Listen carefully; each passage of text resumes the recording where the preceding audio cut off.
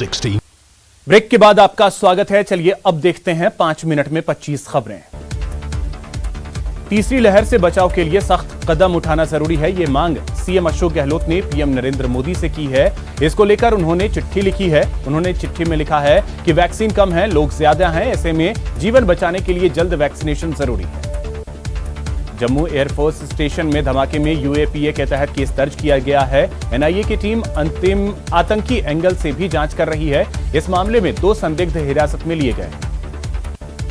PM Narendra Modi ने 78वीं बार देशवासियों से रेडियो पर मन की बात की। इस दौरान उन्होंने कहा कि टीका नहीं लेना बहुत खतरनाक हो सकता है, क्योंकि इससे न सिर्फ एक व्यक्ति अपनी जान को खतरे में डालता है, बल्कि अपने परिवार और गांव को भी खतरे में डालता है।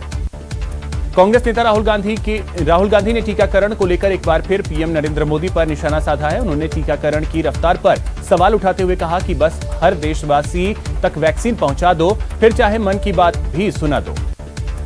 प्रधानमंत्री मोदी ने अहमदाबाद में जापानी जेन गार्डन और काइजेन अकादमी का उद्घाटन किया। इस मौके पर पीएम ने कहा कि इससे भारत और जापान के रिश्ते और मजबूत होंगे।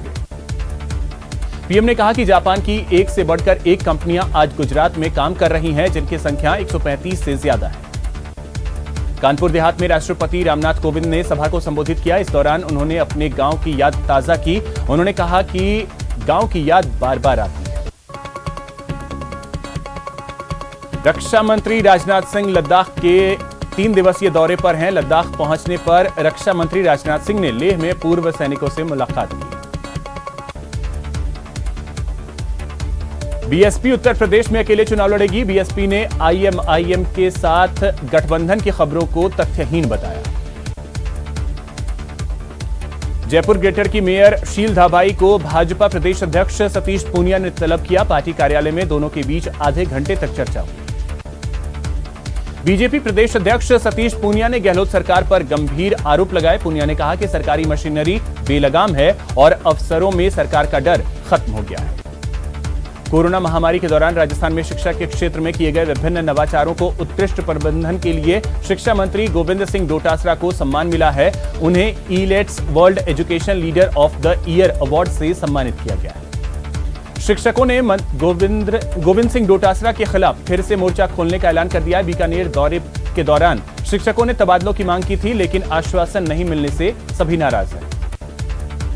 अलवर जिले के बानसूर से विधायक रहे पूर्व मंत्री और वरिष्ठ भाजपा नेता रोहिताश्व शर्मा ने कहा है कि अब वे पार्टी की नोटिस का जवाब लिखित में देंगे। प्रदेश में फोन टैपिंग का सियासी जिन्न एक बार फिर से बाहर निकल आया है। बीजेपी ने फिर कांग्रेस पर निशाना साधा।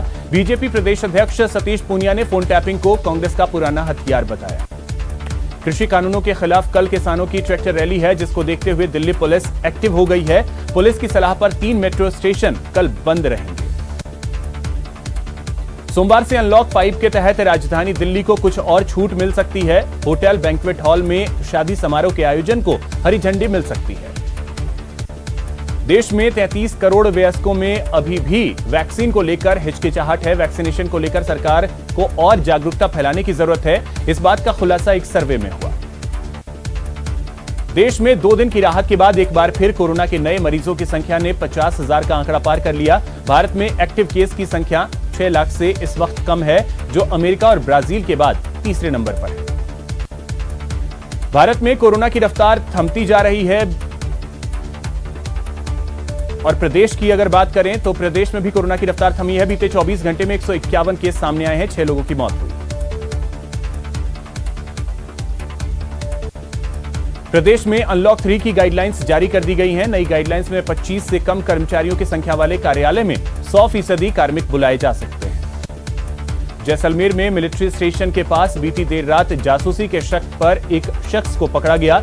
यह संदिग्ध शख्स जैसलमेर के बासनपीर गांव का रहने वाला है। जयपुर के चौमू में हौद में डूबने से 2 बच्चों की मौत हो गई। इस हादसे से परिजनों में कोहराम मच गया। पेट्रोल डीजल की कीमतों में लगी आग थमती नजर नहीं आ रही है। आज लगातार दूसरे दिन पेट्रोल की कीमत में 35 पैसे प्रति लीटर की बढ़ोतरी हुई। डीजल 24 पैसे प्रति लीटर महंगा हुआ। राजधानी के संस्कृत विश्वविद्यालय में योग पाठ्यक्रमों में विद्यार्थियों की दिलचस्पी बढ़ी है। बीते सालों में यहां बड़ी संख्या में छात्रों ने योग में एडमिशन लिया। बैडमिंटन स्टार साइना नेहवाल अपने पति और बैडमिंटन स्टार पी कश्यप के साथ मरुधरा के दौरे पर।